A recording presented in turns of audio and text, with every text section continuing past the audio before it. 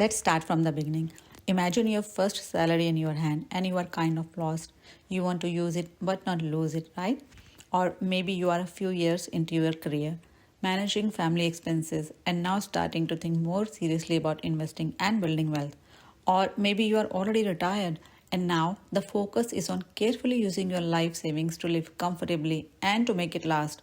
So, different stages of life, but honestly, the same basic question: what is the best investment option for me? So, in this video, we will go through the basic blueprint of investment, savings, investing, and wealth creation. In future videos, we will explore these options in detail and we will also look at some uncommon investment options. Now, before jumping into any type of investment journey, there are three golden rules of investing that I want you to remember. First, how much you save consistently matters more than how much you earn. Second, there is a direct relationship between risk and return. Higher risk means greater chance of earning higher returns, but it also means greater chance of losing money.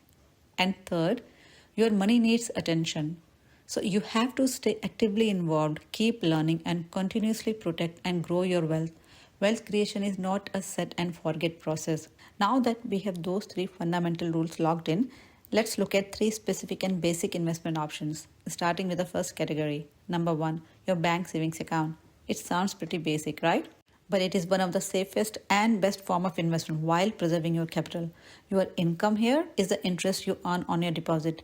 Even $50 saved consistently will compound over time to build a decent financial cushion.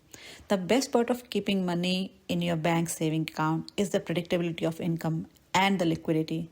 You know roughly how much interest you will earn and your money is always accessible. You can withdraw it anytime in case of emergency. The biggest issue, however, is inflation. While your money stays safe in the bank, its buying power slowly decreases over time because prices continue to rise. So, bank accounts are generally good for capital preservation, building emergency fund, and holding money for your next goal. Now, stepping up the ladder, we arrive at option 2 that most of you know as the stock market. Ideally, you need $500 to start shopping at a stock market, but if fractional shares can keep you happy, you can start with as little as $50 and can buy a tiny piece of global companies. Now, let's discuss the earnings part. There are two ways you can make money from stocks: dividends and capital gains from rising share prices. But take a note, income is never guaranteed in stock market.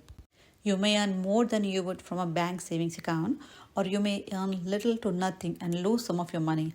But history says that long-term investors make better profit from the stock market compared to savings account. To profit from the stock market, you need to consistently put money aside and leave it invested for at least 5 years or more. And another important thing is you must have the emotional discipline to handle market ups and downs without panicking. And don't forget, there are brokerage fee and other costs involved which are usually deducted from your investment. And investing in long-term assets also bring tax benefits. We will explore this in detail in another video. Now, let's talk about the final star of the show, real estate. Property has been one of the biggest long-term wealth builders.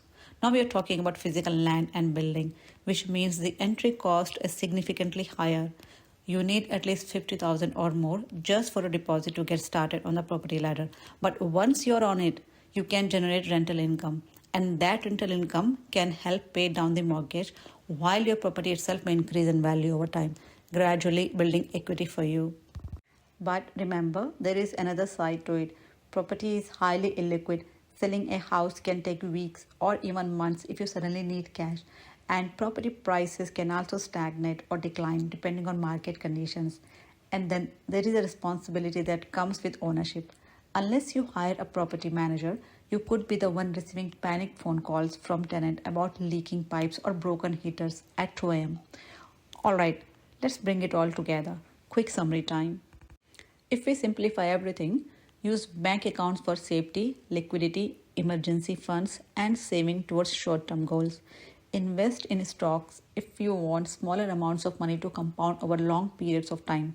And consider real estate when you have a large capital available and want to build long-term wealth and passive income. If you have noticed, wealth creation is a journey of moving money from one stage to another. Every investment option comes with trade-offs. And that's the important thing to understand. There is no perfect investment, only the investment that fits your current stage of life, budget, and financial goals. Thanks for watching. Please like, subscribe, and share. In the next video, we will take a deep dive into bank accounts. And remember, the most important step is simply to start. The choice ultimately should always be yours.